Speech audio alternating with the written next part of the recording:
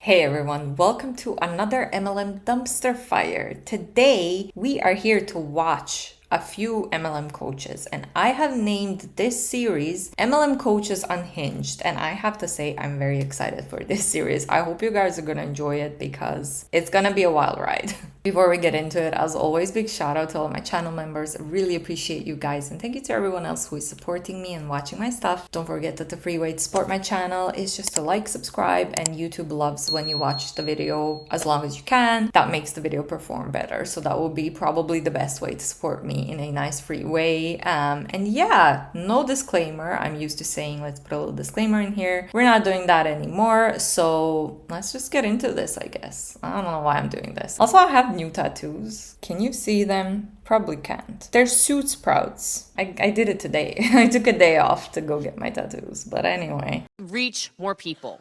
And it was a decision I made, quite frankly, out of anger because somebody told me I wasn't the boss. See, this is not a good thing to tell a type A competitive person that they are not a boss. Now, I don't care if I'm not the boss of a lot of things, but like at least the boss of my own life. Hello.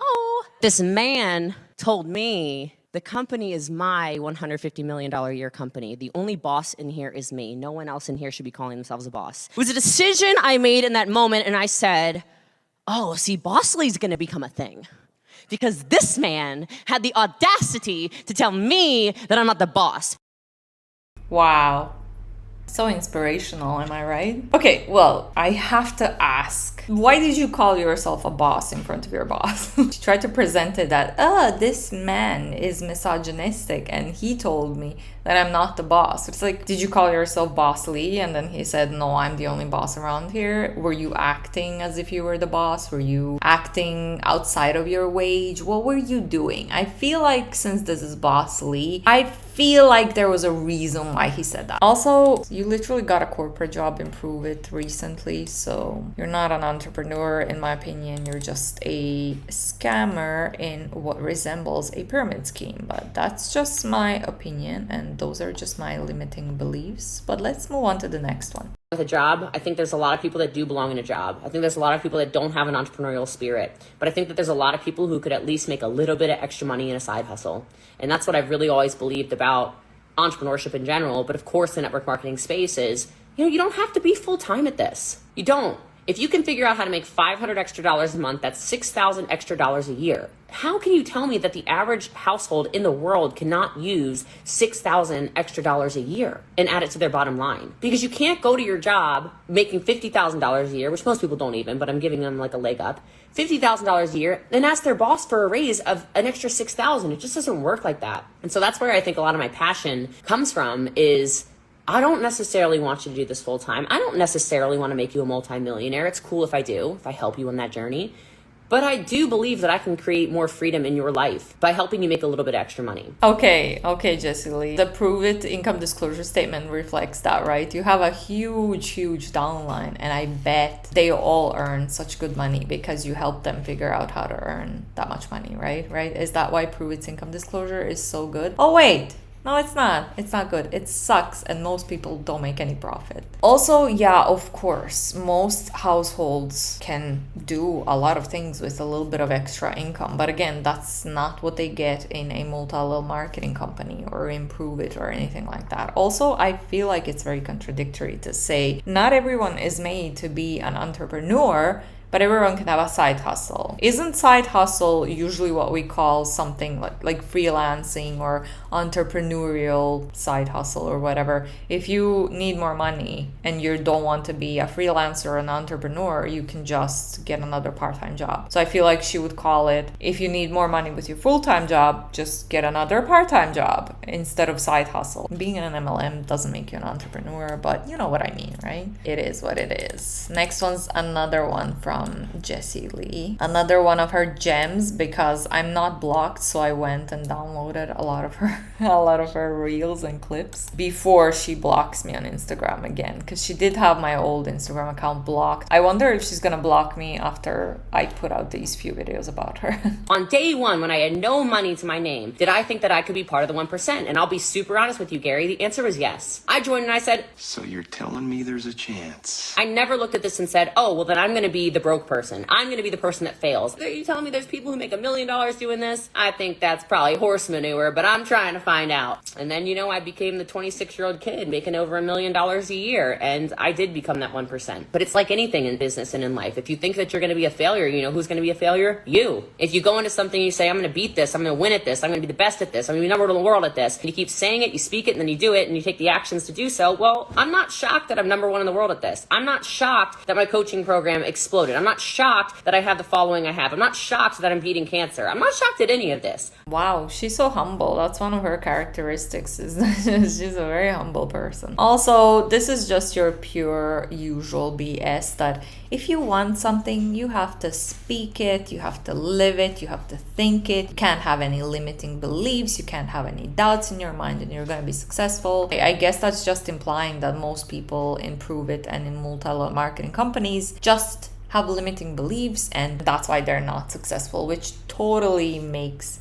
total sense. Am I right? Yeah, sure. You can say whatever you want. You can think whatever you want, you can manifest whatever you want, but that doesn't mean that you're going to be successful. That is not how you get successful. Even if you take all the actions necessary for you to be successful at something, doesn't mean that you're going to end up being successful at it. Most of you are just terribly overspenders. And you are, so I don't need to make you feel bad. I am just going to help you with two things. First of all, I want you to have an awareness around it. I think an awareness is like your best friend. Know when you're a habitual spender. Know when you're stressed out and you're spending money on dumb stuff. Know when you're adding an extra appetizer when maybe you shouldn't because you're not going to eat it anyway. Whatever the stupid stuff is you find yourself, it's not that you can stop the trigger. It's how can you change the behavior? Because all of us have these triggers in our life, whether it's a financial trigger, whether it's an emotional trigger, and we usually do bad things. We make bad decisions instead of making good decisions. So when you feel that trigger and you're like, this is that thing I'm not supposed to do, and here I am, I'm doing the thing I'm not supposed to do, you do something good instead. The question you have to ask yourself is, what are you willing to say no to temporarily so you can say yes to anything later? I don't know what I think about this one. First of all, are you a financial advisor, Jessie Lee? Why are you giving people this kind of advice? I guess she's a mentor. I would feel very strange if my boss at my full-time job, or even Julie Jo, because I edit her videos, and I don't know if I said that in my last video, but if you want to see my editing skills on a more complex level, check out Julie Jo's channel. She's linked in my description box, and I'm really proud of how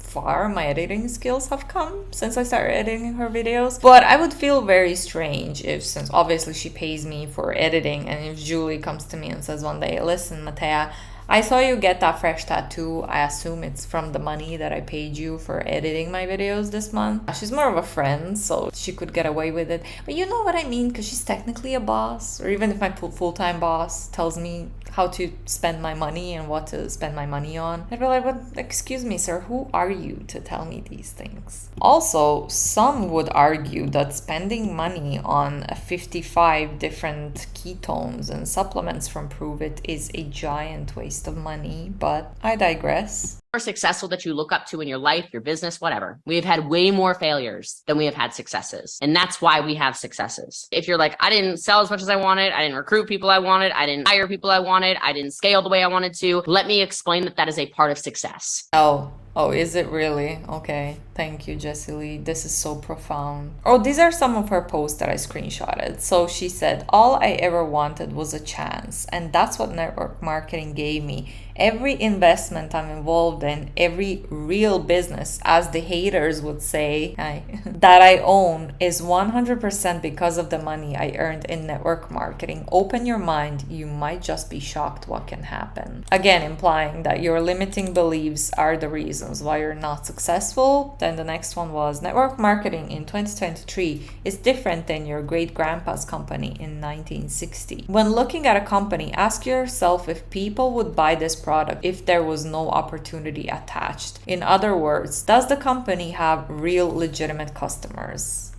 Debatable. If you're just throwing people in to satisfy a compensation plan, that's where we have an issue. While I don't agree with the FTC on everything, they've done quite a bit to clean up the space. Are you part of the network marketing space? So this is interesting because this is very contradicting. I said this in my last video in my top MLM fails about Jessie Lee. She talks about how network marketing back in the day was a pyramid because everyone was mass recruiting, while simultaneously her and her whole team are mass recruiting. She may have stopped a little bit because of her health and personal stuff, but God, like Courtney Shortney is not sleeping and trying to recruit for Jessie Lee. Her whole downline is probably like sweating balls trying to recruit as much so that Jessie Lee keeps benefiting off of this. Next one was failure is not the opposite of success, it's part of success. As a matter of fact, the people you admire the most have failed more than you. The difference is they keep going. So that was just your usual, oh, you're failing, oh, most of our company is failing. Well, you have to keep trying, and then you're gonna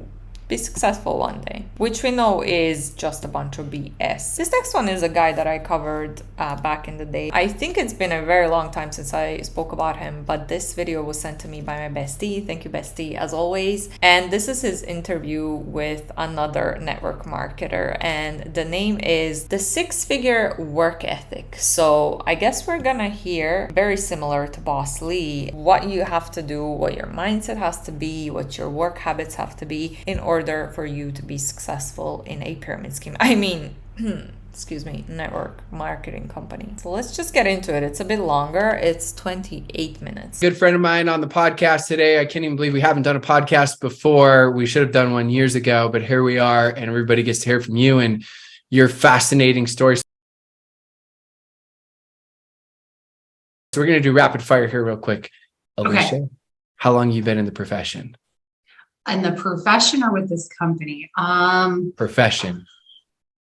Okay, so I know I'm Italian. I hear this all the time. Like, okay, well, I really started, but this is when. Yeah. Okay. So I kind of started when I was 19, wow. But I didn't know that it was network marketing because I was recruited by a Mary Kay rep.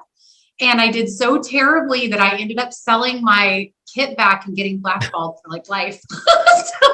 But I didn't know for years. So when people were like, oh, how long were you a network marketer? And then I found out later on, oh, Mary Kay is actually what, so technically. Well, when did you really start? That's your fake start. So I would say Okay, that doesn't make it a fake start. She was still in an MLM. She was still an MLM hon, which is terrible because she was so young and she didn't even know what she was in, but it's not really a fake start. I feel like it's a bit misleading because she was so unsuccessful and she gave up on it because she couldn't sell anything. That's why I feel like that's the only reason why he called it a fake start, because she wasn't successful. And then the real start is when she actually started scamming people, in my opinion, and got successful with it ish. Really started when I want to say it was like 2014 maybe, and it was like Christmas Day. It was either 2014, no, it was 15 because my son was born. So I had to think about that for a minute. But and I wasn't pregnant. So he was not quite a year old, and it was 2015, and it was with a travel company. Wow. It's the only, honestly, if people would have come to me with what I do now, and if they would have tried to show me where I was at that point, what I do now, I would have said no, because I wasn't passionate about what I do now. I was passionate about travel. What I needed to realize was you need the other things so that you can actually afford to do that. It's interesting to see what our misconceptions, perceptions of different things are before we start, and then we get involved and things change and adjust. How long did it take you to become a six-figure earner? So that was when I first started with the company I'm in now. We moved from literally I'm going to be, is it all right if I'm like real, like, and not just sugarcoat things? Yeah, we prefer real deep dive, give people what it takes. So I had been searching because my husband was working all the time. He was gone. He made a very substantial income as a corporate executive traveling all over the country. And I got tired of that. I was kind of like a single stay-at-home mom, the best way to do it, because he was gone all the time. So I didn't know anybody. I kind of got depressed. I mean, I didn't know what my purpose was. I love my babies. They are so precious to me, but like in terms of my calling, I knew there was something missing and I just didn't know what that was. And so I prayed about it and asked the Lord, give me something. So it started with one day we were going to go and look at Christmas lights. This gal who had just moved in at the top of our church and was attending church there. Literally, they had like a little apartment upstairs. She ended up getting put in the car with me to go look at Christmas lights. And I didn't actually want her in my car because I wanted this other girl I wanted to be friends with. I'm just going to be totally real. But God had better plans. And I ended up falling in love with the girl that they... Okay, I'm gonna jump in here to say that God would not send an MLM opportunity your way because God does not want you to scam his other followers in order for you to earn money. God was very much against scams. So I don't know how a religious person can think that this makes any kind of sense. God would obviously be against this. Put in the car with me and she shared her business opportunity and shared on Christmas Day, her dad and mom came to visit and they pitched me the business. And I was like, shut up and take my money. I'm in. And so we did that for a while and I got very excited about the idea of travel. I went on one vacation in almost 9 months of doing that and I made like $300. I wasn't very coachable though. I thought I knew better. I didn't want to do things the way they taught me. I was very obstinate about that.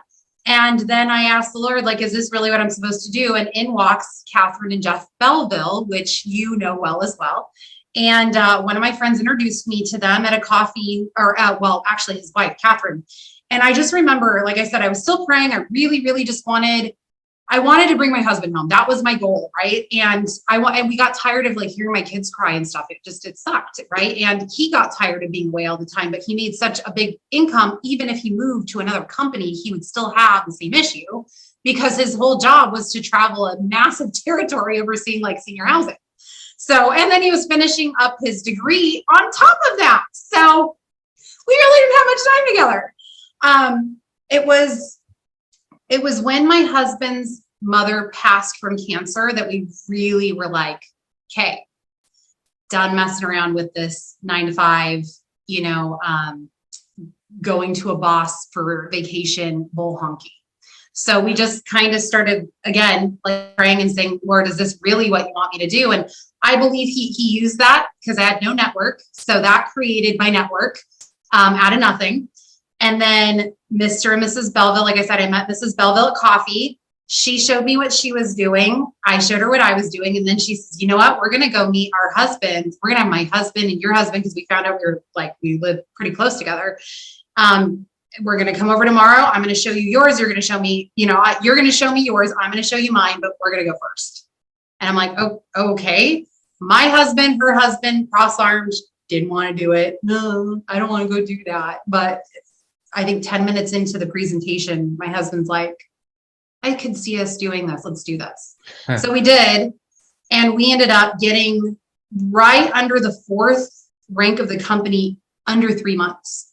Wow. So, but that was because we were coachable. That was because the Bellevilles led us with strong leadership and we were coachable and we followed what they told us to do. And right before... Implying that all of those people who are not successful in an MLM are just not coachable. It's not that the business model is set up in a way where most people are not going to earn any money. It's not that it resembles a pyramid scheme. It's that people are not coachable. Sure thing, yeah. We were about to hit the 4th position. Mr. and Mrs. Belleville come over to our house and tell us that they had made another decision and that they had moved to the company we're all a part of now.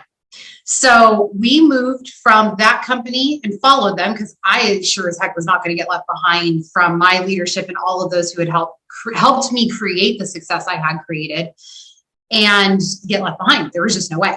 So we moved and... So you create success thanks to these people's leadership. But then when they decide to jump ship because something else is going to create them more success and make them more money, you leave behind your success in this company and just follow them blindly. If you already created success, why did you have to follow them to a different company?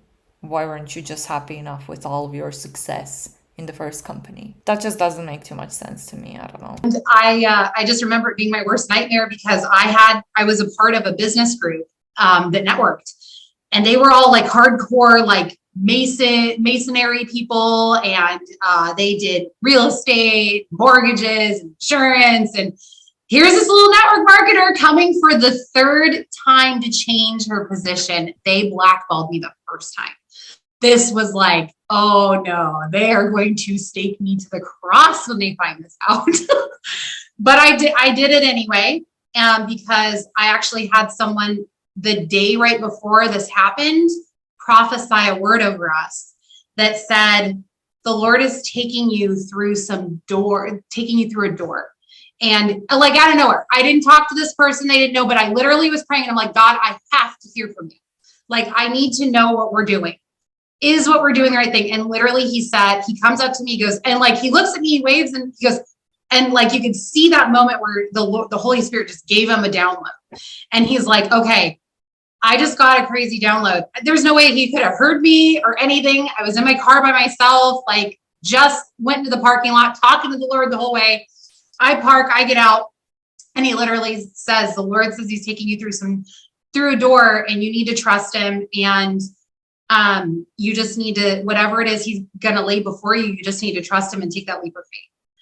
And I'm like, okay, whatever that is. I'm so confused by this whole story. What, lady? What? Were you smoking something? What is going on here? So when this showed up, I was like, okay. So there was like that. There was confirmation that the Lord talked to my husband while he was in Salt Lake City at a job thing they were doing. It was for his job. Every quarter they would bring them all together.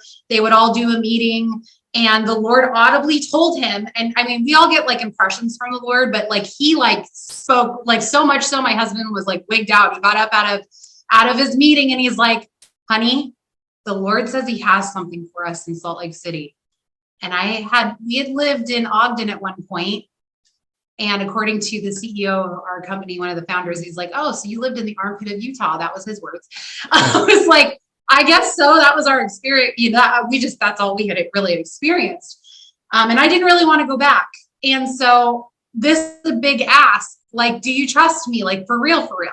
So my husband's like, well, how would you feel about that? I go, well, what Jesus wants, Jesus gets. So if we're going to do that, I'm going to say yes, whatever it is. So much so I called a real estate agent. I called a loan officer. I was planning on either selling or renting to figure out what was the best.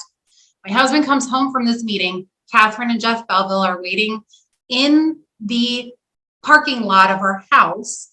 They follow him in. We sit down and they tell us all about the company. They give us, I'm just going to be totally frank, the worst presentation I'd ever seen them do in my life.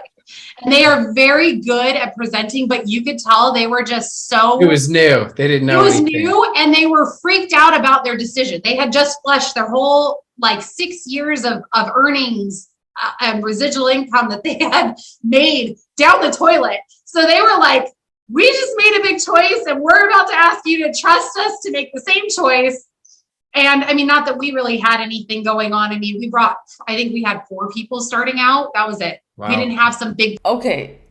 I didn't say much throughout this because the religious manipulation and spiritual manipulation just creeps the hell out of me. There's nothing wrong, in my opinion, on talking to Lord, and I understand that religion really means a lot. Religion really helps some people out, but I also understand that religion can be a little bit of brainwashy side of the things. So that whole part just creeped the hell out of me. But also, didn't she just say she created this giant success because of these 2 people in that first company? And now she's saying they didn't have anything. They brought 4 people with them to the other company. If you created a giant success, how did you create that giant success? Was it sales? This is very contradictory to what she just said literally 3 minutes ago. So they had giant success but they didn't have giant success. Okay. Team brought over. Which just is so you even know. harder. I mean, you'd finally hit So, high rank, finally had success and tasted it. You felt like you'd arrived, and now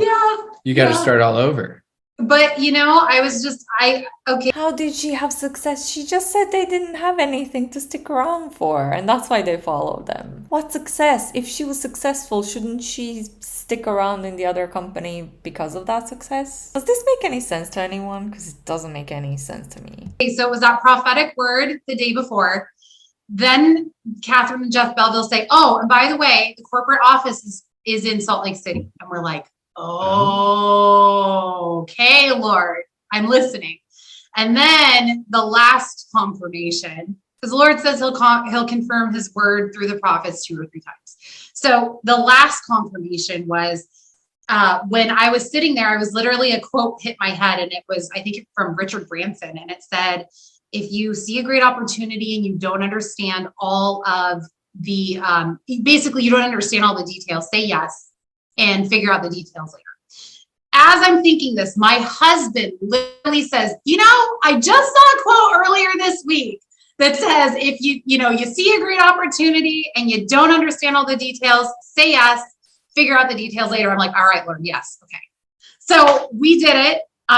We hit I'm sorry, but that's not how a business decision should be made. But that's just my own opinion, I guess. The first rank, which was the Jeep rank, in the first 24 hours. And then we have 2 positions. We're allowed to have 2 in our company. And in the second position, we hit the same rank 2 weeks later on our other one, but then I think it was the second position on our first position. Wow. So there was a lot of excitement, but you know what? We started out with the wealth side of things, and a lot of people, I think we can all agree with the way the economy is out where they're at right now, that there's a need for that. And obviously for wellness, and the 2 biggest major things that people go to New Year's resolutions for is health and their financial well-being. So if you're able to educate people, not just give them more money, because if we don't change habits around that, nothing changes. But changing habit around money and the way we do things, and also changing, what we do and educate on our wellness. So yeah, that was our big thing. And it took us 1 year. We literally kept saying, we're going to get my husband to walk away from the corporate world in 1 year.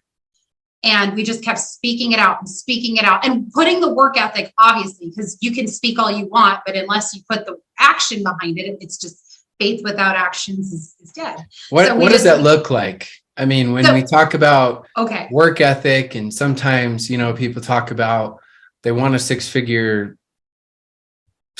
income, but they put out, a 4-figure work ethic. And obviously it just doesn't work out. It's got to match. And so, and then there's other people that work, but they're not effective with their time, and they're never going to get anywhere because they think they're working, but all they're doing is plugging into trainings and not taking action. They're doing the 80% busy work and not the 20%. Yeah. So when you say like work ethic, let's say someone says, let's just say 6-figure earner. So, and I know there's different things like momentum that can happen in different companies and teams, but let's just say standard. What does that look like for someone that wants to understand it, or maybe they feel like they understand it, but they want to understand your insights to better teach their teams? What does a 6-figure income look like? And we're not talking once you're there, we're talking to get there. Okay. I mean, this just sounds like a very reckless, not thought through business decisions that these people made. Irrational, based on faith and God knows what decisions that they made. And I have doubts that they are actually as successful as they claim to be. So we did in-person builds when we first started. We were the crazy people. We didn't do the digital stuff. And then obviously we had to shift gears. I mean, we were already kind of a hybrid. We were doing some of the online presence, but we did a lot of in-person stuff. And I'm sure some people are like, that sounds like, nails on a chalkboard to some people.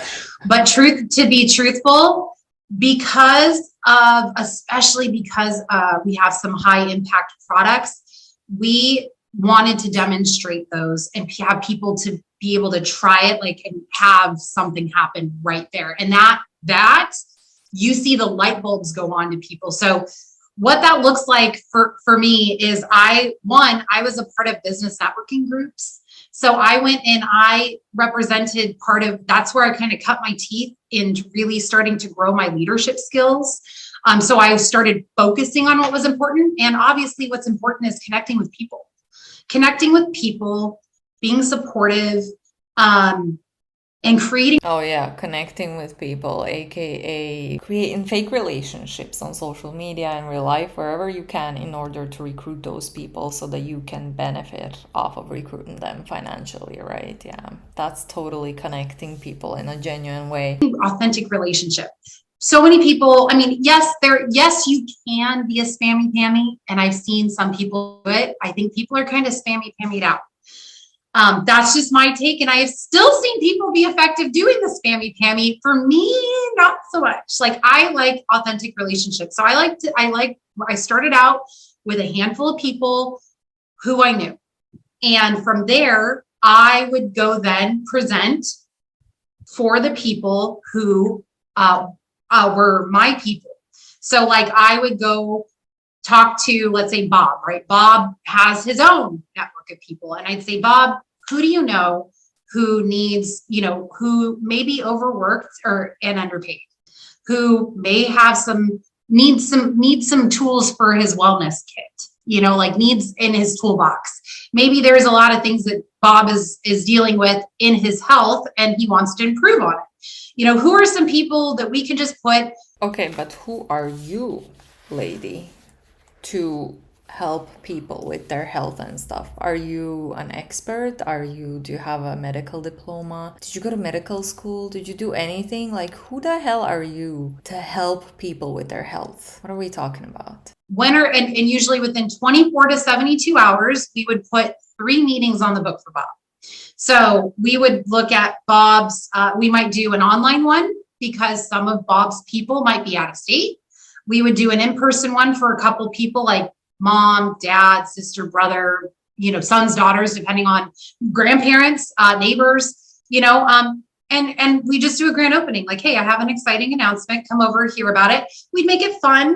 We do some giveaways and let people try. Basically, most of it, rather than a set hourly, of course, there's hours that needs to be put in, but your main emphasis was on anything and everything for talking to brand new people about the business, whether it was your circle of influence of warm, whether it was networking to meet new people, whether it's social media to meet new people, whether it's your people that join your business and getting them launched properly.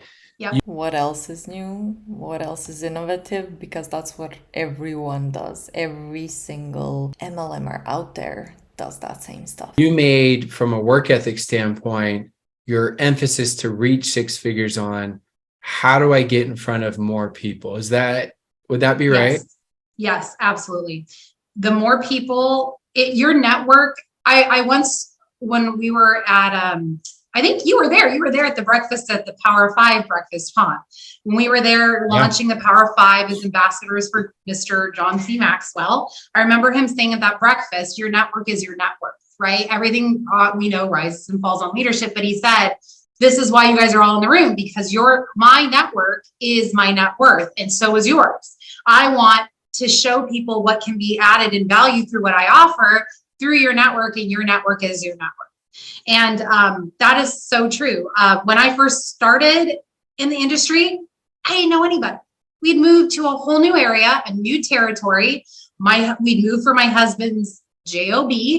And for all of those who still have one, I commend you, because you know what? You got to do what you need to do to put food on the table and build your empire on the side. That's the way I look at it. And that's what we did for a full year. Sometimes what a work ethic looked like was me finding babysitters and trusting people with my kids when I trusted no one.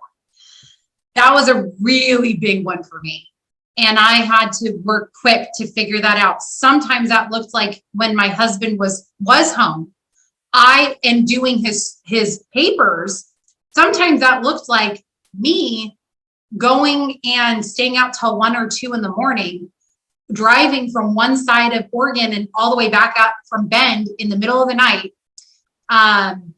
like doing a presentation. And I did like 2 or 3 of them out there back to back. And that sounds insane, but you know what? It got me where it got me. And I'm not going to tell you that I was absolutely sure it would get me there, because there were times where I cried in the closet and I'm like, give up, wave the white flag, right? I think we've all been. I think one of the hardest parts about network marketing is this. Think about this. If you want to become a doctor, that's really hard. Right. So you're going to spend 10 years, 12 years on schooling, lots of debt, but you have some sense of certainty. Yes. And in network marketing, you don't have that cushion.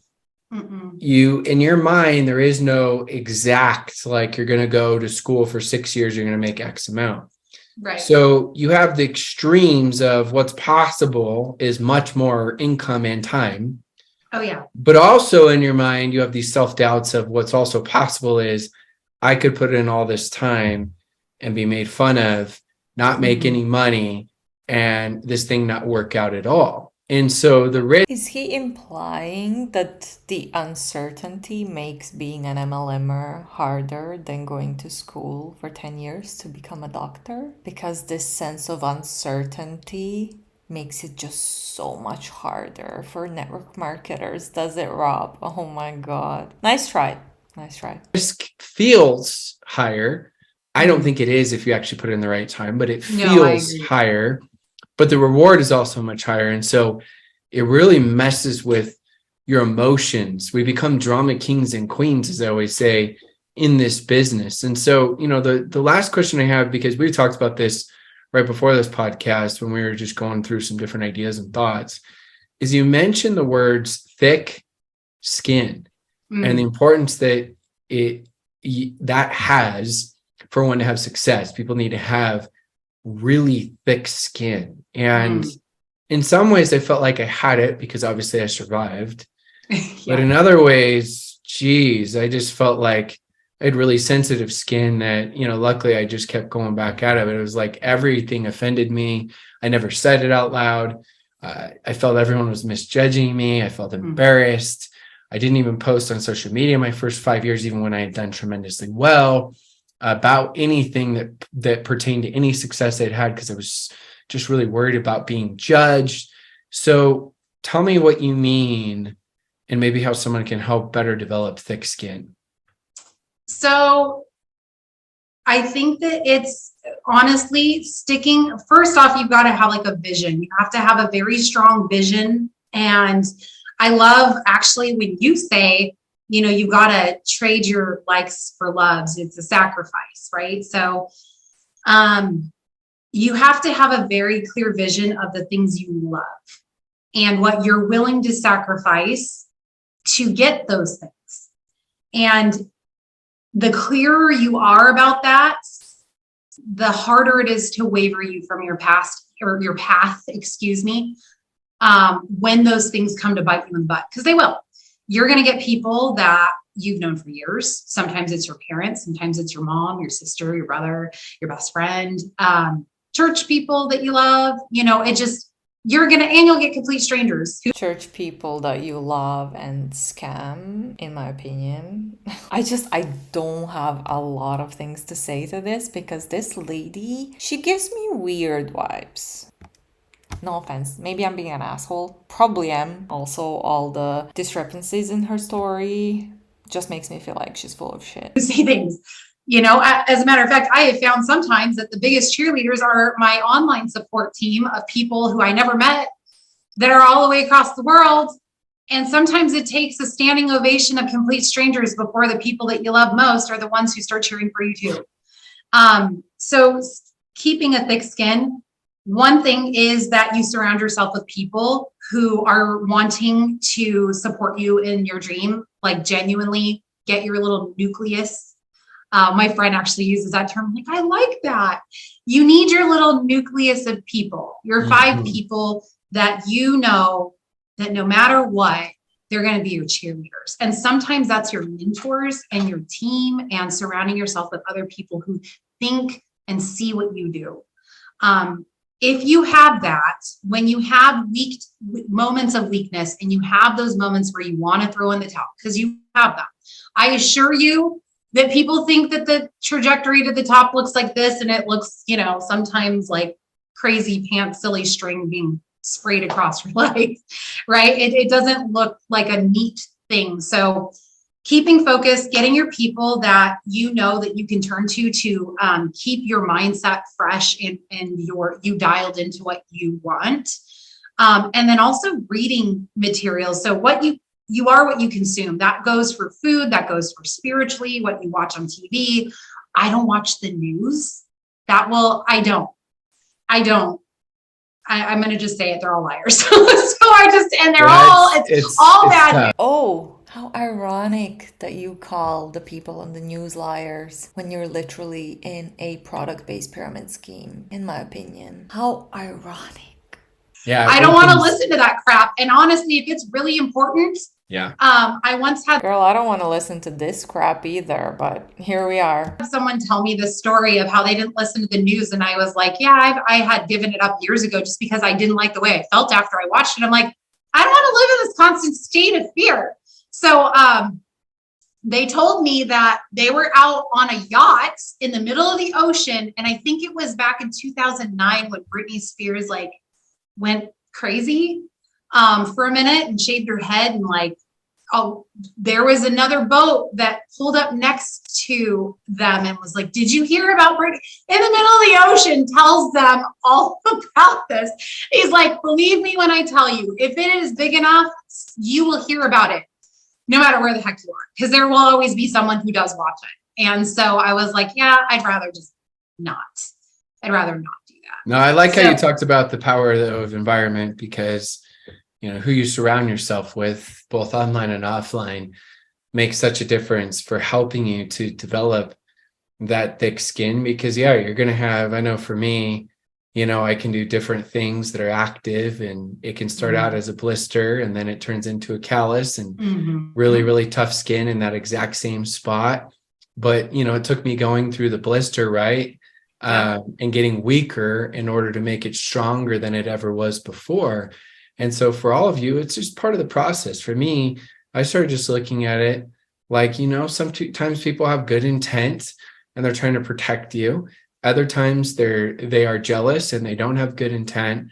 But either way, for me, I'm not going to let anybody take away that dream or vision. And I'm just going to focus on just doing what I can do and loving where I can love and releasing where I can release as we go. Well, Alicia, where's the best place for people to follow you on social media? Is it just I don't even know, because I just follow you everywhere. Is it Alicia Lindsay on both Facebook and Instagram and anywhere else? So I'm on Facebook. I'm maxed out on my friends right now. People keep saying you should do a cleanse or something. Okay, this is her pitch, her own pitch. So I'm just gonna cut that out.